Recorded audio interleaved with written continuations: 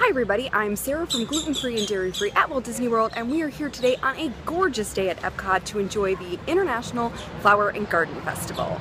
I'm armed with my Marketplace passport, my retro Epcot shirt, and of course my Flower and Garden Festival Figment Magic Band to check out all the fun, the flowers, and of course the food. So let's go ahead and dig in. Okay, we are here at the Cider House booth in the UK Pavilion to check out a couple of the options they have here. Now, if you are gluten-free and dairy-free, you're not going to really have a ton of options. You could get the salad without the cheese, but this is definitely a very dairy-heavy booth.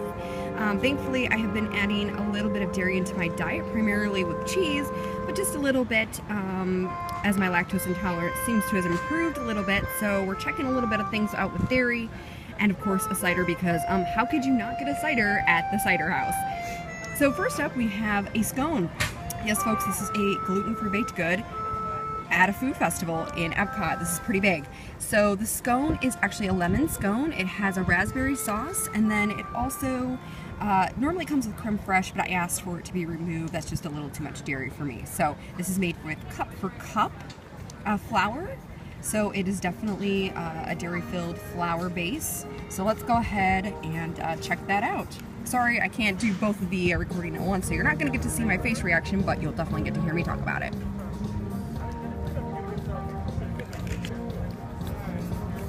Oh wow. I can't even talk. It's so good. First off, you really can't tell that it's gluten-free. As a gluten-free diner, I've been trying gluten-free baked goods for years. This to me is one of the top ones as far as a festival or anything that Disney's offered that seems to taste pretty much like a regular scone. Really light, fresh, has a little bit of a lemon glaze. The raspberry sauce is bananas good. That I really enjoyed. So if you can have dairy and you're gluten-free, of course this is a great option. One thing I would say is that they of course make these, you know, here at Disney in kitchens that do contain gluten, so of course there is some potential cross-contamination risk, so keep that in mind if you're trying to bake good. The other dish I've gotten is a salad. They're using field greens from the Land Pavilion, which I think is great. And it has a little bit of grated apple, and looks like some raisins or currants, and some blue cheese, so we'll check this out.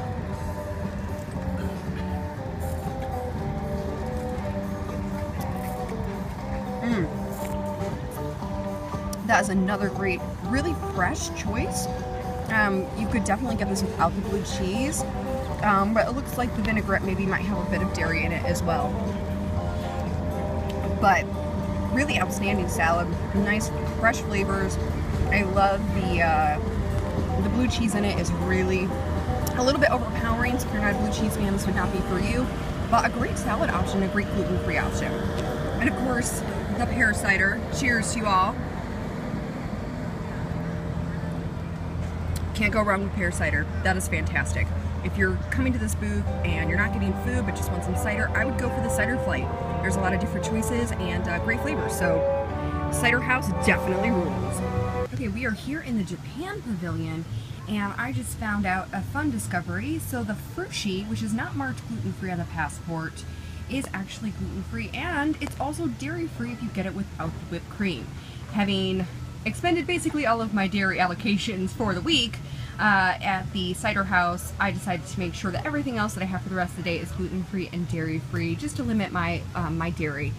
So we're going to try that in just a second. One thing I should point out, and I didn't really mention before, but if you look at the Marketplace passport here for the various, and we'll look at the Urban Farm Eats one, they actually mark gluten-free on all of these, but it's always really good to double check if you have a chance or just want to know more information about the ingredients. So the frushi does contain soy. It has soy paper in it, but it does not actually contain dairy, which was very surprising.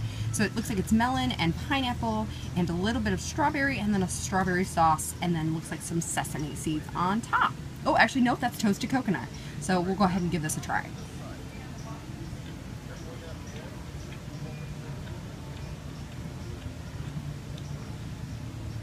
Really fresh.